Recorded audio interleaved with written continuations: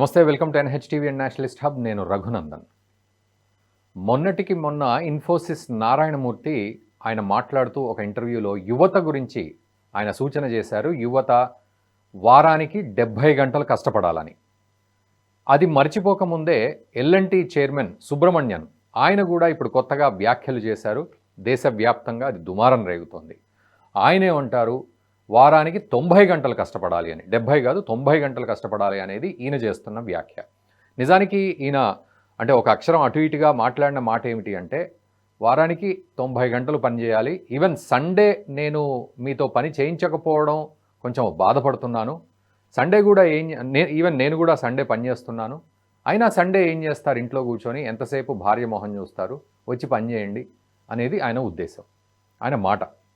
So దాని వెనక మరి ఎలాంటి ఉద్దేశాలు ఉంటాయి, అసలు ఈ వ్యాఖ్య ఎంతవరకు సమంజసం, అండ్ ఇలా మాట్లాడిన వాళ్ళు మరి దానికి సంబంధించిన ఇన్సెంటివ్స్ కూడా ఎలా ఉంటాయి, అంటే అంత పేమెంట్ ఉంటుందా, వారానికి 90 గంటలు కష్టపడితే దానికి తగ్గ పేమెంట్ రూపంలో ప్రతిఫలం ఉంటుందా, అండ్ నిజంగానే వారానికి 90 గంటలు అంటే రోజుకు ఎన్ని గంటలు అవుతోంది, ఒక్కసారి లెక్కేస్తే దాదాపు 13 గంటలు అవుతోంది. సో వర్క్ లైఫ్ బ్యాలెన్స్ విషయంలో ఈ 13 గంటల వర్క్ స్టైలు మనకు ఉపయోగపడుతుందా, అండ్ ఇప్పుడు సాఫ్ట్వేర్ రంగం వచ్చిన తర్వాత సాటర్డే సండే వీకెండ్స్ అంటూ హాలిడేస్ ఇవ్వడం, మళ్ళీ మండే నుంచి వాళ్ళను రుద్దితే ఫ్రైడే ఈవినింగ్ వరకు కూడా వాళ్ళు అదే పనిలో ఉంటారు. ఇక మిగతా ఇండస్ట్రీస్ విషయానికి వస్తే సాటర్డే సండేస్ కాకుండా సండేస్ ఉంటాయి, లేదా వీక్ ఆఫ్స్ ఉంటాయి. సో వారానికి ఒక్కరోజు, ఈవెన్ ఆ సండే కూడా నేను మీతో పని చేయించుకోలేకపోతున్నానని బాధపడడం ఈయన ఎల్ఎన్టీ చైర్మన్ సుబ్రహ్మణ్యన్. చాలామంది దాని మీద పెదవి విరవడం జరిగింది, చాలా కాంట్రవర్సీ వ్యాఖ్య ఇది అంటూ కూడా విరుచుకుపడడం జరిగింది. ఈవెన్ స్పోర్ట్స్ సెలబ్రిటీలు, సినిమా సెలబ్రిటీలు కూడా ఈయనపై చాలా కాంట్రవర్సీగా మాట్లాడారంటూ ఆయనకు యాంటీగా మాట్లాడుతూ కౌంటర్ చేస్తూ ఉన్న సందర్భం.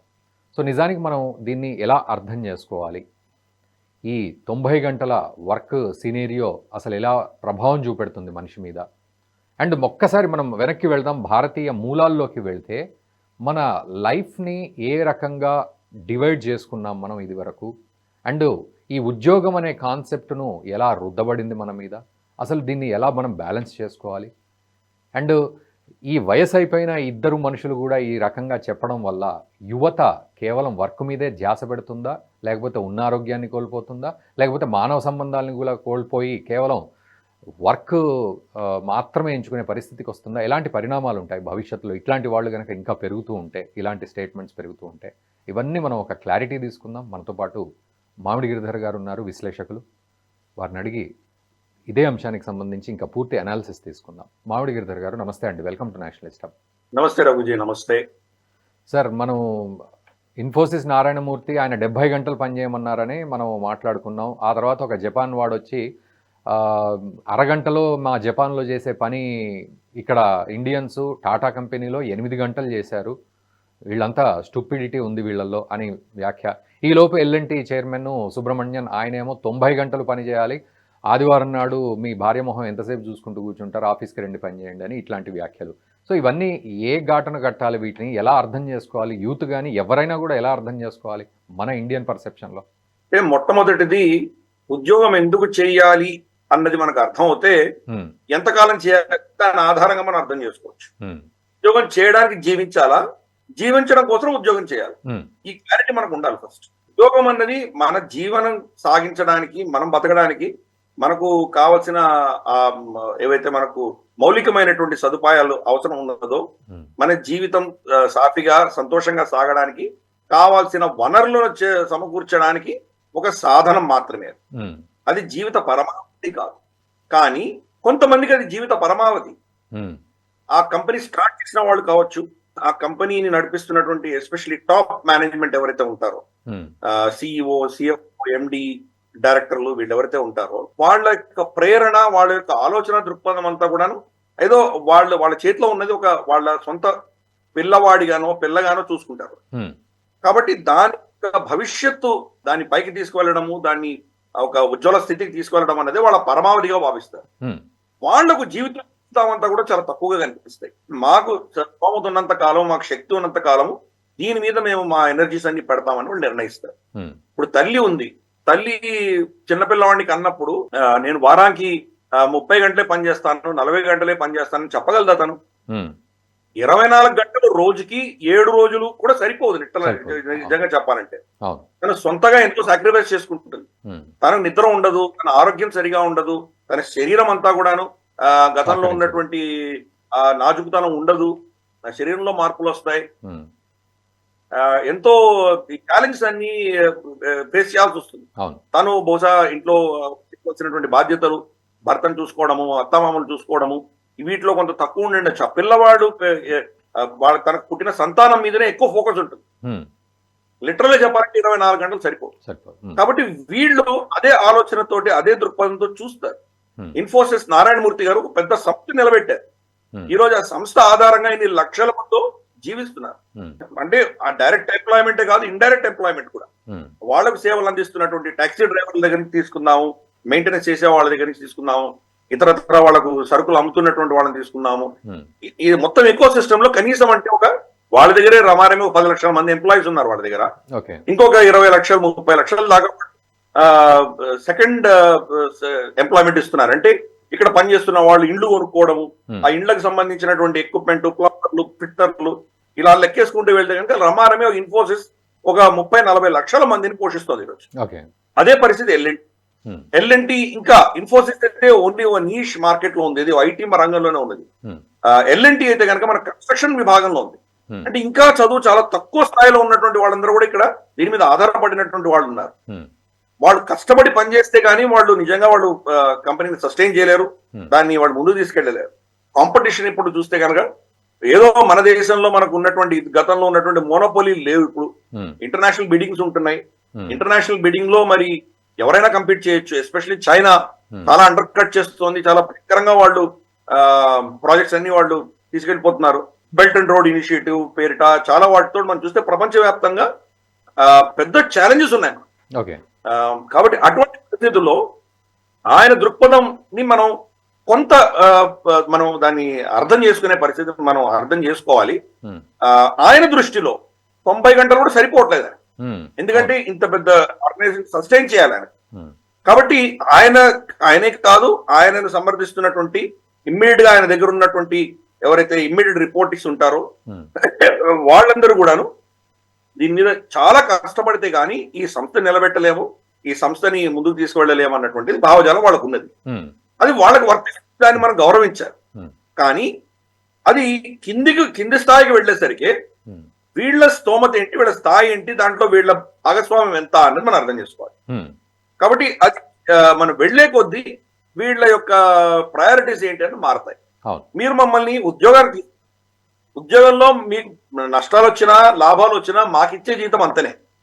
కాబట్టి ఎంతవరకు మేము చట్టం పరిమితిస్తుందో అంతవరకు మేము పనిచేసి వెళ్ళిపోతాం అన్న దాంట్లో తప్పు లేదు. కానీ సపోజ్ వాళ్ళని భాగస్వాములు చేసాం అనుకుందాం, మీరు కూడా దీంట్లో భాగస్వాములే, మీరు ఇంత కష్టపడితే మీకు ఇంత దీంట్లో మీకు వస్తుంది ప్రాఫిట్స్ కూడా మీరు షేర్ చేస్తారు అని కనుక చెబితే బహుశా దాన్ని ఇంకా ఇంక్రీజ్ చేసుకోవడానికి కూడా ఇంకా కష్టపడచ్చు, మనకు తెలియదు. కాబట్టి ఈ డిబేట్ కి నిజంగా ఒక ఏమంటారంటే నిజంగా కరెక్ట్ ఒక దీనికి ఏదైనా జడ్జిమెంట్ ఇవ్వాలంటే కానీ చాలా కష్టమే. కానీ ఆయన చెప్పిన స్టేట్మెంట్ లో ఒకటి మాత్రం చాలా ఆపత్కరమైన విషయం ఏంటంటే మీరు ఈ భార్యల మొహాలు ఏం చూసుకుంటారు ఆదివారం అన్నది చాలా తప్పదు.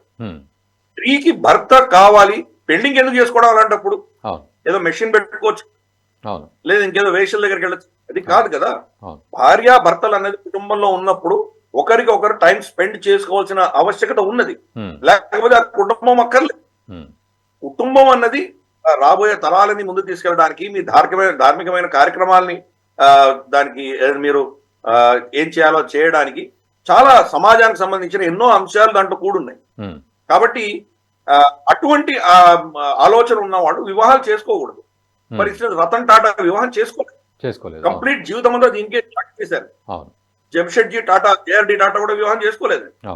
సో అలా ఉంటే కనుక దానికి ఇబ్బంది ఏం లేదు. మీరు 90 గంటలు ఏంటి, మొత్తం 24 గంటలు రోజు మీరు దానికి సమయం వెచ్చించినా కానీ కూడా అందరూ చెప్తారు. కానీ వివాహం చేసుకున్న తర్వాత మీకు బాధ్యత కూడా ఉన్నది. భార్యకు మీరు సరైన సమయం ఇవ్వవలసిన బాధ్యత మీకు ఉన్నది. భర్తకు సరైన సమయం ఇవ్వవలసిన బాధ్యత భార్యకు ఉన్నది. ఉమ్, కాబట్టి అది మనకు ముఖ్యం అవుతుంది. ఉమ్, వివాహం చేసుకుంటే వివాహము కుటుంబము ముఖ్యం అవుతుంది. ఉమ్, వివాహం చేసుకోకుండా ఉండడమో లేదా మీరు విడాకులు తీసుకోవడమో లేదా సపరేట్ అయిపోతే అది వేరే విషయం. ఉమ్, మీరు 24 గంటలుగా ఎంత ఖర్చు పెట్టినా ఏం ఇబ్బంది లేదు. ఉమ్, మీకు భార్యాభర్తలు కలిసి ఉన్నప్పుడు వాళ్లకు సమయం ఒకరికొకరు సమయం ఇవ్వాల్సిన ఒక ధర్మం ఉన్నది. ఉమ్. కాబట్టి ఆ అంశంలో ఆయన చెప్పి సుబ్రహ్మణ్యం గారు చెప్పింది నేను తప్పుపడతాను. నేను ఓకే. అది చాలా తప్పది, అయితే అది తప్పకుండా ఉండవద్దు. అయితే మామిడి గిరిధర్ గారు, ఓకే, ఇప్పుడు మీరు అన్నట్లు వివాహం చేసుకోకుండా ఉంటే అనేది ఒక కాన్సెప్టు, లేదా విడాకులు తీసుకొని ఉండుంటారు ఒక కాన్సెప్టు. ఇట్లాంటివి కనుక తీసుకున్నట్లయితే అసలు నేను నీకు 7 రోజులు, ఆయన లెక్క ప్రకారం 90 గంటలు అంటే దాదాపు 7 రోజులు 13 గంటలు వస్తుంది. సో 13 గంటలు నీ కంపెనీకి నేను ఏ ఉద్దేశంతో చేయాలి? నీ షేర్సు నాకు ఇవ్వట్లేదు, లేబర్ రూల్స్ చెప్పట్లేదు, అది పోనీ ఆదర్శంగా తీసుకునే పరిస్థితి లేదు. అండ్ ఇక్కడ మనం జీవితంలో వేరే విషయాలు కూడా బ్యాలెన్స్ చేసుకోవడము మన ధర్మము, మన బాధ్యత అన్నీ ఉన్నాయి కాబట్టి నేను జస్ట్ ఇంటికి వెళ్ళి పడుకున్నా సరే నేను నీ దగ్గర 13 గంటలు ఎందుకు చేయాలి? సో ఈ క్వశ్చన్స్ రైజ్ అవుతున్నాయి కదా చాలా. ఇది కాంట్రవర్సీ వ్యాఖ్య కిందకే వెళ్తోంది ప్రతిదీ కూడా, ఆయన 90 గంటలు అన్నది కూడా. అదే చెప్పాను కదా నేను, ఉన్న పని చాలా ఎక్కువ ఉన్నది. దానికి అందరూ కలిసికట్టుగా పనిచేస్తే గానీ సాధించలేనటువంటి చాలా అంశాలు ఉంటాయి. ఇప్పుడు ఫర్ ఇన్స్టెన్స్ నేను సైనికుడిని, నేను సరిహద్దులో కూర్చొని 8 గంటలైంది, 9 గంటలైంది, 10 గంటలైంది, నన్ను రీప్లేస్ చేయడానికి వ్యక్తి రాలేదు, నా టైం అయిపోయిందని వెళ్ళిపోగలను అక్కడి నుంచి. అలాగే మనం క్వాలిటీ కంట్రోల్ ఏదో చూస్తున్నాం, మనం ఫైర్ ఫైటింగ్ చూస్తున్నాం, మనం మంటలేని రావట్లేదు కదా, నేను హ్యాపీగా వెళ్ళి పడుకోవచ్చు కదా, ఇంకెవరు దాన్ని రిలీజ్ చేయడానికి రాలేదు కదా, వచ్చాక చూసుకున్నా లేని పడుకుంటే ఏమవుతుంది, మేజర్ యాక్సిడెంట్ అవుతుంది, లేకపోతే ఏమవుతుంది మన పరిస్థితి. కాబట్టి కొన్ని ఇటువంటి అంశాలు ఉంటాయి. మనకేదో కెమికల్ ప్రాసెసింగ్ నడుస్తోంది, దాని ప్రొడక్షన్ టైం లో ఏదో నడుస్తోంది, దాంట్లో సరిగ్గా టైం ప్రకారం నేను 8 గంటలకు వెళ్ళిపోతాను అంటే కనుక అయ్యే పరిస్థితి ఉండకపోవచ్చు. స్టార్ట్ అయినప్పటి నుంచి నేను ప్రత్యేక సందర్భాలు ఉంటాయి సార్, ప్రత్యేక సందర్భాలు. కరెక్ట్. ఇప్పుడు ఫర్ ఇన్స్టెన్స్ ఇస్రో ఉంది, లాంచింగ్ ఉంటుంది, అసలు ఎవరు నిద్రపోరు, కప్పు కాఫీ తాగొచ్చి కూర్చుంటారు, లేదా కాఫీ వాళ్ళ టేబుల్కి వస్తుంది. ఎందుకంటే ప్రతి కౌంట్ డౌన్ లో ప్రతి క్షణం కూడా చాలా కీలకం వాళ్ళకి. దాంట్లో ఏ పారామీటర్ తేడా వచ్చినా కానీ అయిపోతుంది. కాబట్టి ఇటువంటి కొన్ని ఉంటాయి. దాంట్లో సమయం 9 to 5 అనో ఇలా ఫిక్స్డ్ టైం పెట్టుకోలేము. బట్ సర్జరీ చేస్తాం, ఆపరేషన్ చేస్తుంటాం, కొన్ని ఆపరేషన్లు గంటలు నడుస్తాయి, కొన్ని 8, 10, 12 గంటలు నడుస్తుంది. వాళ్ళు కూర్చోలేరు, టాయిలెట్ కి వెళ్ళలేరు, అలాగే చేస్తూ ఉండాలి. చిన్న ఒక నిమిషం తేడా అయినా ప్రమాదం ఉంది. అవును సార్. కాబట్టి సందర్భాల్లో చేయవలసినవి అందరికీ వర్తించడం అనేది చాలా తప్పు. రెండు, మనకు గల్ఫ్ లాంటి ప్రాంతాల్లో అయితే ఎక్కడ లేబర్ లాస్ లేవో అక్కడ నేను ఆల్రెడీ పనిచేశాను. అక్కడ 8 నుంచి 8 దాకా పనిచేయాలి, పొద్దున 8 నుంచి రాత్రి 8 దాకా 6 రోజులు పనిచేయాలి. సో అది వాళ్ళ పరిస్థితి. సో మనకు లేబర్ లాస్ అంటూ పెట్టుకున్నామ్మా, లేబర్ లాస్ అంటూ పెట్టుకున్నా గానీ ఆయన చట్టాలకు అతీతంగా ఆయన మాట్లాడారు. కాబట్టి ఈ కాన్సెప్ట్ అన్నది ఎవరికి వర్తిస్తుంది, ఎవరికి వర్తించదు, మొదటి కొలబద్ద. రెండవది, జీవిత పరమావధి ఎవరికి ఏంటి. మీకు జీవిత పరమావధి ఈ సంస్థను నడిపించడము, దీని యొక్క ఉన్నత స్థాయికి తీసుకువెళ్ళడము, ఆయన వాళ్ళకు మీ యొక్క దృక్పథం వేరే ఉంటుంది. కుటుంబం పోషించాలి, నా జీవితం నేను జీవించాలి, నా యొక్క ఆలోచన దృక్పథంలో నేను జీవించాలి, దానికి కావాల్సినటువంటి నాకు ధనము, తర్వాత దానికి కావాల్సినటువంటి సాధనాలు ఏమున్నాయో దానికోసం నేను ఉద్యోగం చేయడం అన్నది అది వేరే దృక్పథం. కాబట్టి దీన్ని ఒక జనరల్ కేటగిరీలో మనం చూడరాదు. అది మీకు వర్తించేది అందరికి వర్తిస్తుంది అనుకోవడం చాలా తప్పది. అంటే ఇవన్నీ కూడా ఏంటంటే జనరలైజ్ చేయకూడదు. ఆయన చేసిన తప్పుల్లో తప్పులు చేశారు ఆయన. ఒకటి, అందరికీ జనరలైజ్ గా చెప్పారు ఆయన, తప్పది. రెండవది, స్త్రీల పట్ల ఆయన మాట్లాడింది కూడా అది అబ్జెక్షనబుల్. అది ఈ రెండు తీసేస్తే కనుక ఆయన దృష్టి అలా ఉండడం అనేది నిజ దృష్టి, అది కరెక్ట్. అది అలా పనిచేస్తే గానీ ఆయన దగ్గర పనిచేస్తున్నటువంటి మిగతా అందరికీ కూడాను జీతాలు ఇవ్వలేనటువంటి పరిస్థితి రావచ్చు. బట్ ఇది అసంపూర్ణంగా మారిపోతుంది కదా సార్. ఇప్పుడు ఇది అసంపూర్ణంగా మారిపోతుంది. మిమ్మల్ని సండే కూడా నేను వర్క్ చేయించుకోలేకపోతున్నాను, అందుకు రిగ్రెట్ అవుతున్నాను అనే విషయానికి వస్తే, మరి నిజంగా ఆయన చేసే ఆఫర్ ఎలా ఉంది అంటే కూడా ఎల్ఎన్టీలో ఆ సంస్థలో పనిచేసే వాళ్ళు నిజంగా 90 గంటలు కష్టపడితే దానికి తగ్గ ఫలితం ఉంటుందా అంటే వాస్తవానికి ఎల్ఎన్టీయే కాదు, ఏ కంపెనీలో చూసుకున్నా ఇది క్వశ్చన్ మార్కే. దీనికి సంబంధించి ఎంత ఆన్సరబుల్ క్వశ్చన్ అయినా కూడా పెద్ద ఆన్సర్స్ రావు దీనికి. అండ్ ఇక్కడ ఇంకొక విషయం సార్, అమెరికా, చైనా లాంటి దేశాలు ఎంతో డెవలప్ అవుతున్నాయి అంటాం. సో అక్కడ వారానికి వర్క్ రేట్ అంటే ఈ ఎన్ని గంటలు అని తీసుకున్నా కూడా ఇన్ని ఎక్కువ గంటలు అయితే లేవు. కానీ అమెరికా డెవలప్ అయింది, చైనా డెవలప్ అవుతూ ఉంది. సో డెవలప్మెంట్కి, ప్రొడక్టివిటీకి ఈ 90 గంటల చాకరీకి సంబంధం ఉందా? ఎలా అర్థం చేసుకోవాలి? అంటే దీంట్లో రెండు ఉన్నాయి. ఒకటి, అమెరికా డెవలప్ అయిపోయింది ఆల్రెడీ. డెవలప్ అవ్వడానికి కూడా చాలా కష్టపడ్డారు. ఎన్నో తరాలు కష్టపడితే గానీ ఈ రోజు ఉన్నటువంటి అమెరికా తయారవ్వలేదు. ఇప్పుడు ఏం చేస్తున్నారంటే వాళ్ళు ఇంకా కష్టపడాల్సిన అవసరం లేదు మనకు అని వాళ్ళు నిర్ణయించుకుని కష్టపడేటువంటి పనులన్నీ కూడా చైనా లాంటి దేశాలకు ఇచ్చేసి వాళ్ళు సుఖంగా ఉంటున్నారు. అక్కడ 5 రోజులు పనిచేయాలా, 4.5 రోజులే పనిచేయాలా, 3 రోజులు పనిచేయాలా, ఈ చర్చలు అక్కడ ఉంటున్నాయి. ఎందుకంటే వాళ్లకు కష్టపడి పనిచేసేటువంటి ఫ్యాక్టరీలు కావచ్చు, మైనింగ్, ఇవన్నీ కూడాను కంప్లీట్ గా చైనాకి ట్రాన్స్ఫర్ చేశారు వాళ్ళు. చైనాలో లేబర్ లాస్ లేవు. 9 to 9 పనిచేయాలి వాళ్ళు. పొద్దున 9 నుంచి రాత్రి 9 దాకా పనిచేయాలి. రాత్రి 9 to 9 పనిచేయాలి. 996 అని ఒక మూవ్మెంట్ నడుస్తుంది అక్కడ. అంటే 9 నుంచి 9 దాకా 6 రోజులు పనిచేసేటువంటి ఈ ఒక సమాజాన్ని అక్కడ వాళ్ళ కమ్యూనిస్ట్ పార్టీ తయారు చేసింది. ఇక్కడ వచ్చి వాళ్ళకి మనకి చెప్తారు, మన కార్మికుల హక్కులు అంటారు, ఉద్యమాలు చేస్తారు, ధర్నాలు చేస్తారు, వాళ్ళకి బోనస్లకి ధర్నాలు చేస్తారు, ఇవన్నీ చేస్తారు. చైనాలో వీళ్ళు మాట్లాడండి, చైనాలో ఎటువంటి హక్కులు లేవు. ఇప్పుడు లేటెస్ట్ గా చూస్తున్నాను, అక్కడ స్టీల్ ఇండస్ట్రీ దెబ్బతినింది, భయంకరంగా దెబ్బతినింది. రమారమి 75 స్టీల్ కంపెనీలు మూతపడ్డాయి. ఈవెన్ పెద్ద పెద్ద స్టీల్ కంపెనీలు కూడా ప్రొడక్షన్ ఆల్మోస్ట్ 60-70% నడుస్తోంది. అంటే 30-40% అక్కడ కూడా తగ్గిపోయాయి. ఎందుకు? అక్కడ రియల్ ఎస్టేట్ పడిపోయింది, బెల్ట్ అండ్ రోడ్ ఇనిషియేటివ్ బాగా ఫ్లాప్ అయింది, ప్రపంచవ్యాప్తంగా రిసెషన్ నడుస్తోంది. 4 వాళ్ళ మీద టారిఫ్లు వేసి ప్రత్యామ్నాయాలు చూసుకుంటున్నారు. దీంతో అక్కడ వాళ్ళకు ఉద్యోగాలు లేక 6 నెలలు వాళ్ళకి జీతాలు ఇవ్వకపోతే వాళ్ళు వెళ్ళి అక్కడ ధర్నాలు చేస్తుంటే వాళ్ళందరినీ అరెస్ట్ చేసి వాళ్ళ మీద కఠినమైన చర్యలు తీసుకుంటారు. సో మనకు కమ్యూనిస్ట్ పార్టీ, ఇక్కడ ఉన్నటువంటి కమ్యూనిస్ట్ పార్టీలు మనకు నీతులు బోధిస్తారు. కాబట్టి అక్కడ రూల్సే లేవు. జింజియాంగ్ నుంచి, టిబెట్ నుంచి మనుషులను తీసుకువెళ్ళి బానిసలుగా పనిచేస్తున్నారు. లిటరల్ గా వాళ్ళకి అసలు అంటే వాళ్ళకి ఎటువంటి హక్కులు లేకుండా ఒక ఫ్యాక్టరీ మషీన్ల లాగా పనిచేస్తున్నారు. సో మనకు చాలా ప్రదేశాల్లో ఉన్నాయి. ఫర్ ఇన్స్టెన్స్ మనకి ఇక్కడి నుంచి చాలా మంది ఏదో దూరపు కొండలు నునుకున్నాం అనుకుంటాం కదా, అలాగే ఇక్కడి నుంచి భారతదేశం నుంచి గల్ఫ్ కు వెళ్ళి అక్కడ టాక్సీ డ్రైవర్ గా వెళ్తున్నటువంటి జీవితాలు నేను చూశాను. దుర్భరమైన జీవితాలు. వాళ్ళు ఇక్కడి నుంచి వెళ్ళడానికి టికెట్, వీసా, బ్రోకర్ కి ఇచ్చిన పైసలు, ఇవన్నీ కాకుండా అక్కడికి వెళ్ళి కనీసం అంటే వాళ్ళకు 5-6 నెలలు పడుతుంది వాడికి లైసెన్స్ రావడానికి. వాడు ప్రతిసారి టెస్ట్ వెళ్తే ఫెయిల్ చేస్తూ ఉంటాడు. 5-6 సార్లు అటెంప్ట్ చేస్తే కానీ వాడు రాదు. అంతవరకు ఇంట్లో అక్కడ రూమ్ కూర్చొని ఉండాలి. ఈ ఖర్చులన్నీ వాడు ఖర్చు పెట్టుకుంటే వాడు అక్కడ మళ్ళీ టాక్సీ డ్రైవర్ గా వాడు పనిచేయడం మొదలు పెట్టాక కనీసం అంటే 3 నుంచి 4 సంవత్సరాలు పడుతుంది ఈ ఖర్చులు అతను దాన్ని పూడ్చుకోవడానికి.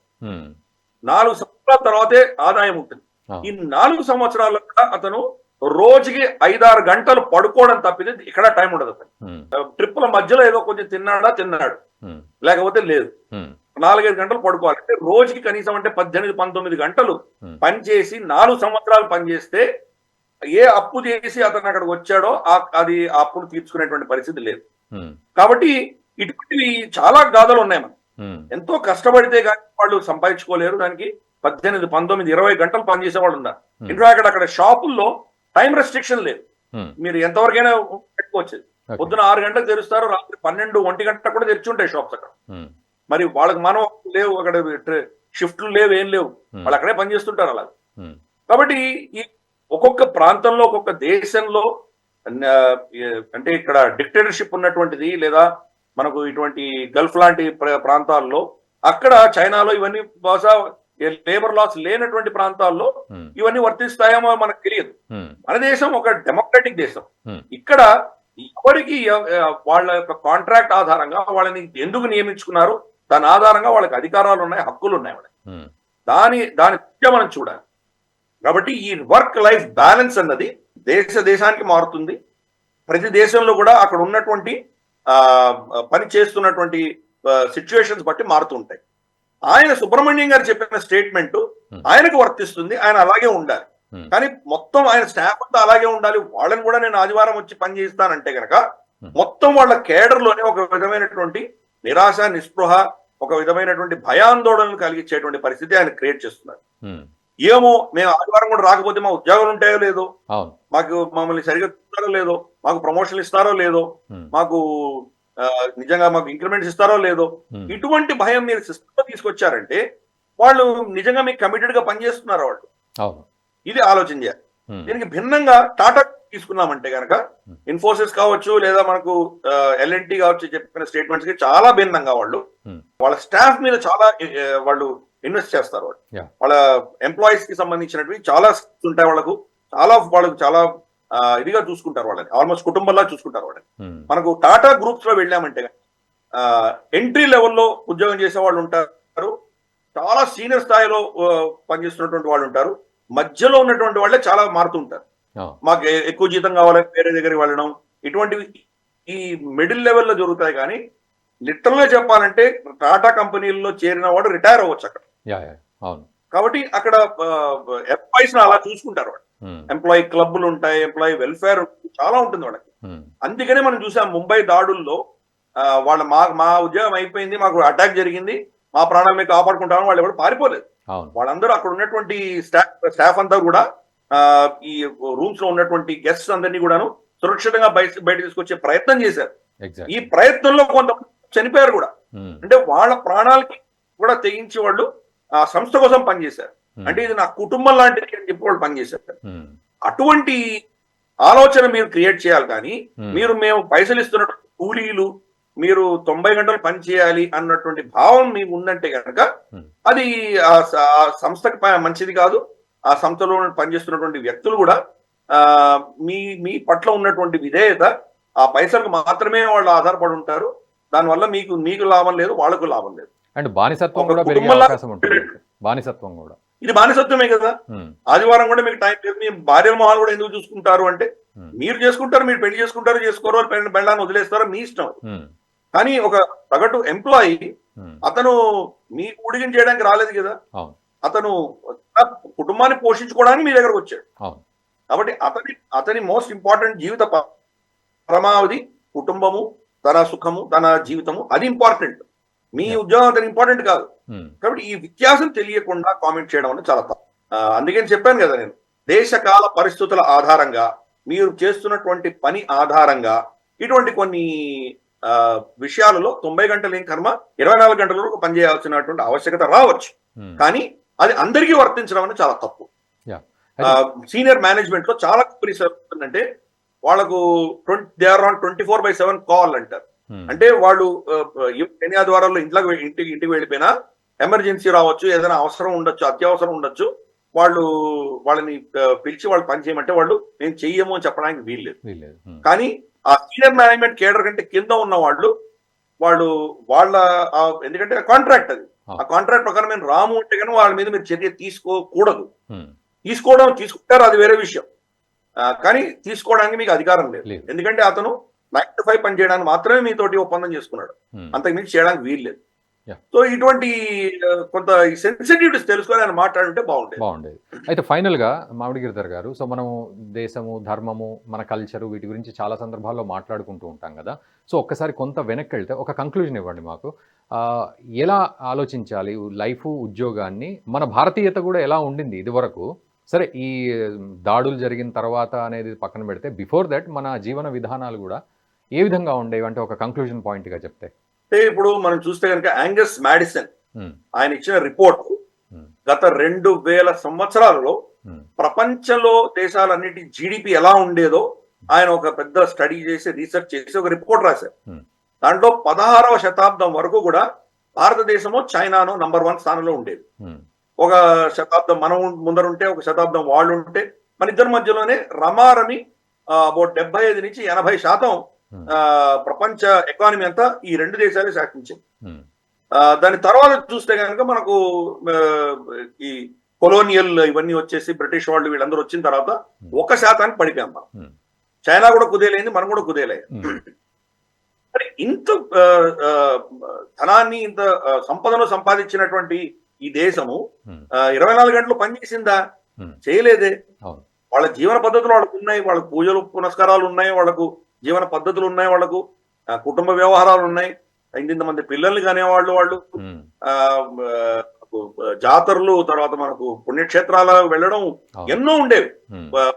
కాబట్టి వాళ్ళ జీవనం అంతా కూడాను వాళ్ళు జీవించేటువంటి పద్ధతుల్లో ఒక ధార్మికమైన జీవనం చేస్తూ ఈ సంపాదన అనేది ఒక భాగం కిందనే భావించారు వాళ్ళు.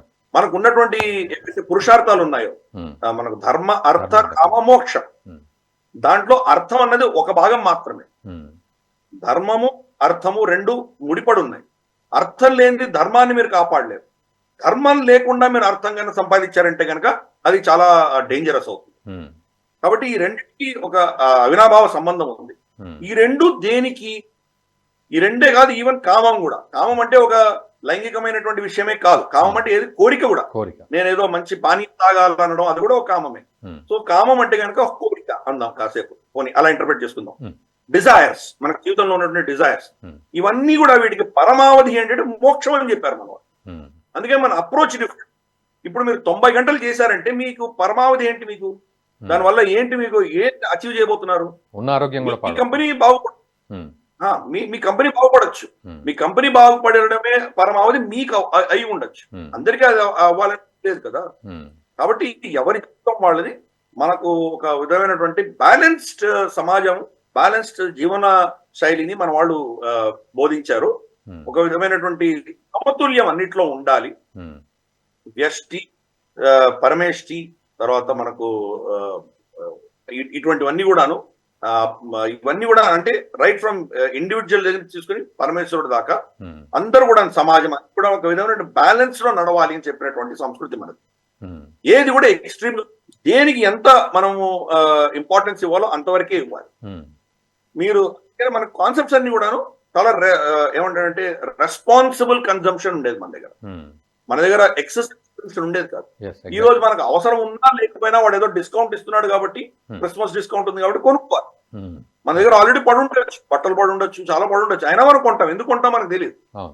ఈ బట్టలు ఇన్ని పైలపైన తర్వాత దాన్ని ఎక్కడ మనం పాడేయాలో మనకు తెలియదు. కొత్త వచ్చే పాదం ఏం చేయాలో తెలియదు. ఇటువంటి ఓవర్ కన్సంప్షన్ ఇవన్నీ కూడా ఏంటంటే ఇర్రెస్పాన్సిబుల్ లైఫ్ స్టైల్ పాశ్చాత్య దేశాలు మనకి ఇచ్చారు. మనకు ఒక బ్యాలెన్స్, సమతుల్యత ఉండడం అన్నది మన సంస్కృతి. అందుకనే దాని దృష్ట్యా చూసామంటే కనుక దానికి ఒక గంటలు నిర్దేశించడం అనేది చాలా తప్పు. అవసరం ఉన్నప్పుడు వెళ్ళి చేయడం అన్నది ఒక మన ధర్మం కింద మనం పంచాలి. అవునప్పుడు బహుశా రోజుకి 20 గంటలు కూడా పనిచేయాల్సి రావచ్చు. సడన్ కాంట్రాక్ట్, ఇప్పుడేదో సడన్ గా కాంట్రాక్ట్ వచ్చింది, మీ ఇండస్ట్రీ తీసుకుందాం, ఇప్పుడేదో ఎలక్షన్స్ వచ్చినాయి, ఎలక్షన్స్ వచ్చినప్పుడు నేను 5 గంటలకు వెళ్ళిపోతానంటే లాభం ఏంటి దానికి? బహుశా అప్పుడు ఇంకా స్టేషన్ ఎక్కువ చేయాలి, ఇంకా కష్టపడాల్సి వస్తుంది. కాబట్టి అటువంటి కొంచెం అడిషనల్ గా పనిచేయడం వేరే. మనకు పని లేనప్పుడు, స్లాగ్ గా ఉన్నప్పుడు బహుశా మీరు వర్క్ అట్ హోమో లేకపోతే ఇంకేదైనా చేసుకోవచ్చు. కాబట్టి ఈ యొక్క బ్యాలెన్స్ అనేది మెయింటైన్ చేయాలి. లేకపోతే మషీన్ల లాగా ఏంటంటే వీళ్ళని అందరినీ కూడా వర్క్ ఫోర్స్ ని మషిన్స్ లా చేయడం అంటే చాలా తప్పది. వెస్ట్ లో ఉన్నటువంటి కాన్సెప్ట్ హ్యూమన్ రిసోర్సెస్ అన్నారు. అంటే మీరు మ్యానుఫ్యాక్చర్ చేయడానికి మీకు ఐరన్ ఓర్, స్టీల్, తర్వాత దాన్ని ఏదో దానికి మిక్స్ చేసేటువంటి అలాయిస్, మీకు మషినరీ, ఎలక్ట్రిసిటీ, నీళ్లు, ఇవన్నీ మీకు ఎలాగైతే ఇన్పుట్స్ ఉన్నాయో అలాగే హ్యూమన్ ఇన్పుట్స్ అంటున్నారు. అంటే వీళ్ళని కూడా ఒక రిసోర్స్ కింద చూస్తున్నారు వాళ్ళు. కానీ హ్యూమన్ బీయింగ్స్ అనేది రిసోర్స్ కాదు. మీకు ఐరన్ ఓర్ కిను నీళ్లకు ప్రాణం లేదు, వాటిలో ఎటువంటి జీవి లేడు. ప్రాణం ఉండొచ్చు కాక జీవి లేడు, దాంట్లో అనుభవించేటువంటి జీవి లేడు. కానీ హ్యూమన్, మనుషులలో అనుభవించేటువంటి వ్యక్తి ఉన్నాడు. అతనికి పరమావధి ఏంటి? అతని జీవించింది మీకోసం, పనిచేయడానికి కోసం జీవించలేదు. అతని మోక్షం కోసం జీవిస్తున్నాడు. ఆ మోక్షం కోసం వెళ్లే బాటలో అతనికి కామం ఉండొచ్చు, ఆ కామం కోసం అర్థం కావాలి, ఆ అర్థాన్ని ధార్మికంగా సంపాదించే ప్రయత్నం చేస్తున్నాడు. ఈ మూడు కూడా అసలు లక్ష్యం అతనికి మోక్షం. అందుకనే భారతీయ దృక్పథం చాలా డిఫరెంట్. ఇప్పుడు అదే టాటా మన మన బాంబేలో జరిగినటువంటి దాడుల గురించి మనం ఇందాక ప్రస్తావించుకున్నాము. వాళ్ళకేంటి మోక్షం ఏంటి? వాళ్ళ ప్రజల్ని కాపాడడం, అక్కడ ఉన్నటువంటి వాళ్ళ కస్టమర్ని కాపాడడం అనేది వాళ్ళకి మోక్షమే అక్కడ లిటరల్ గా. అంటే వాళ్ళకు వచ్చేటువంటి జీతాన్ని పక్కన పెట్టారు. నాకు ఇంతకంటే ఎక్కువ జీతం ఇచ్చి ఉంటే నేను బహుశా వాళ్ళని కాపాడుతానని వాళ్ళు ఆలోచించలేదు. ఇది నా ధర్మం అనుకున్నారు. నాకు అన్నం పెడుతున్నటువంటి సంస్థకు నేను పని చేయాలి అని చెప్పి ఎవరు చెప్పలేదు వాళ్ళకి. వాళ్ళ కాంట్రాక్ట్ లో లేదు. టెర్రరిస్ట్ అటాక్ అయితే మీరు వెళ్ళి సాయం చేయమని ఎక్కడ రాయలేదు. అయినా వాళ్ళు వెళ్ళి చేశారు. ఇది నా ధర్మం అనుకున్నారు. కాబట్టి ఇటువంటి ఒక ఉత్తమమైనటువంటి ఆలోచన దృక్పథం ఉన్నటువంటి దేశం మనది.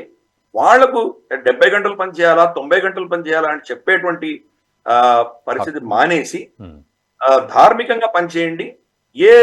ఎటువంటి పని చేస్తే మన అభివృద్ధి ఉంటుంది, దాంతో మీ కుటుంబము మీకు కావాల్సినటువంటి ఆలోచన, మీకు కావాల్సినటువంటి జీవన శైలిలో కూడా ఇబ్బందులు రాకుండా ఏ పరిధిలో మనం పని చేసుకోవచ్చో మీరు నిర్ణయించండి అన్నటువంటి ఒక సమాజం మనం తయారు చేయాలి. ఒక విధమైనటువంటి బ్యాలెన్స్ తీసుకొచ్చేటువంటి సమాజం మనం తీసుకురావాలి. కానీ ఇలా ఇంపోజ్ చేస్తే కనుక ఓన్లీ రోబోట్స్ తయారవుతాయి, ఒక మషిన్స్ తయారవుతాయి, కానీ అది వ్యక్తులు కాదు, అది మనకు ఉన్నటువంటి దేశ సంస్కృతి కానే కాదు. థ్యాంక్ యూ వెరీ మచ్ మామిడి గిరిధర్ గారు. ఈ విషయంపై చాలా క్లారిటీ ఇచ్చారు, చాలా లోతైన విశ్లేషణ చేశారు. Thank you very much sir. ధన్యవాదాలు. నమస్కారం సార్. సో అది పరిస్థితి. మన దేశము, ధర్మము ఇవన్నీ కూడా మనం ఈ వీడియోలో ఎందుకు మాట్లాడుకోవాల్సి వచ్చిందంటే, మన జీవన విధానం నిజానికి ప్రపంచానికే ఆదర్శంగా ఉండింది. వారు అన్నట్లుగా ఒకప్పుడు మన దేశ అభివృద్ధి ఏ విధంగా ఉండింది అనే విషయంలో మనము కానీ చైనా కానీ ముందంజలో ఉన్నాం. ప్రపంచానికి మనం ఎంతో కాంట్రిబ్యూట్ చేసాం. అలాంటి స్టేజ్ నుంచి ఈరోజు వెస్టర్నైజేషన్ పేరుతోటి, లేకపోతే వెస్టర్న్ ఫిలాసఫీని తీసుకొని, అక్కడి పద్ధతుల్ని తీసుకొని వారానికి 90 గంటలు పనిచేయాలి అని L&T చైర్మన్ సుబ్రహ్మణ్యన్ అంటే, వారానికి 70 గంటలు పనిచేయాలని ఇన్ఫోసిస్ నారాయణమూర్తి అంటే, మరి దేశం ఎటుపోతుంది? ఇలాంటి పెద్ద మనుషులు, వయసు అయిపోయిన మనుషులు ఏదో తన అనుభవాన్ని చెప్తున్నట్టుగా ప్రజల మీదికి ఇలాంటి రూల్స్ రుద్దితే మరి వారన్నట్లుగా మన బ్యాలెన్స్డ్ లైఫ్ ఎటు వెళ్తుంది మనం ఆలోచించుకోవాలి. ధర్మము, అర్థము, కామము, మోక్షము అని మనం చెప్పుకుంటాం. చిన్న పిల్లాడి వరకు కూడా మనం ఈ విషయాలు చెప్పుకుంటూ ఉంటాం ఈరోజు కూడా. కానీ 90 గంటలు, వారానికి 90 గంటలు వర్క్ చేయడానికే నువ్వు పుట్టావని మాత్రం ఇప్పటివరకు మనం చెప్పుకోలేదు. కానీ ఇలాంటి పోకడలు ఉన్న మనుషులు కనుక ఈ కార్పొరేట్ స్టైల్లో వేదాంతం చెప్తే ఇదిగో ఇలాంటి చర్చలే జరుగుతాయి. మీరు కూడా ఒకసారి కామెంట్ చేయండి. మనం ఎందుకు పుట్టాము, మన పర్పస్ ఏంటి? ఉద్యోగం చేయడానికి, ఊడిగం చేయడానికి మాత్రమే పుట్టామా, లేకపోతే ఉద్యోగం మన జీవితంలో ఒక భాగమా? ఆ ఉద్యోగం కూడా మితిమీరిన ఆశ, అత్యాశతో కాకుండా కేవలం మన అవసరానికి తగ్గట్టుగా ఒక ఉద్యోగం అన్న పద్ధతిలో ఉండాలా?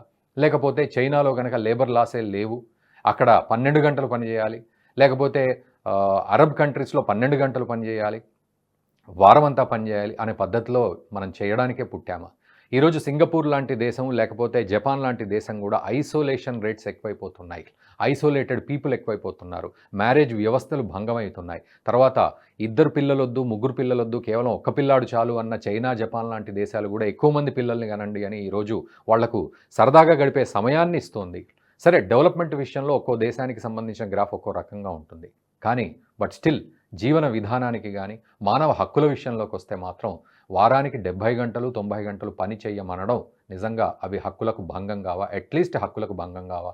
మీరు ఏమంటారో ఒక్కసారి కామెంట్ చేయండి.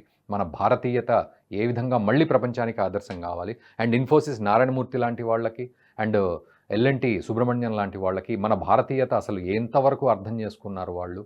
వాళ్ళు ఓకే, వాళ్ళ సంస్థ కోసం ఎన్నో పణంగా పెట్టి ఎదిగారు. ఈరోజు వాళ్ళ సంస్థ ఎదగడానికి ఎంతోమంది ఉద్యోగులు కూడా తమ జీవితాల్ని పణంగా పెట్టారు. ఆఖరికి వాళ్ళ భార్యలు కూడా. అలాంటిది ఆయన భార్య మీద కూడా కామెంట్ చేశాడు, మహిళ మీద కూడా కామెంట్ చేశాడు. సో మీరు ఖచ్చితంగా దాని మీద మీరు ఒక కామెంట్ని వదలండి. అండ్ ఈ వీడియోని మీ మిత్రులకు, బంధువులకు, ఇలా ఆలోచించే వాళ్ళందరికీ కూడా షేర్ చేయండి. Thank you very much. ఈ వీడియో మీకు నచ్చినట్టయితే లైక్ చేయండి, 10 మందికి షేర్ చేయండి. అలాగే కామెంట్ల రూపంలో మీ అభిప్రాయాలను మాతో పంచుకోండి. Nationalist hub group of channels ను సబ్స్క్రైబ్ చేసుకుని తెలుగునాట జాతీయవాద జర్నలిజాన్ని ప్రోత్సహించండి. ఈ వీడియో కింద ఉన్న బెల్ ఐకాన్ పై క్లిక్ చేయడం మర్చిపోవద్దు.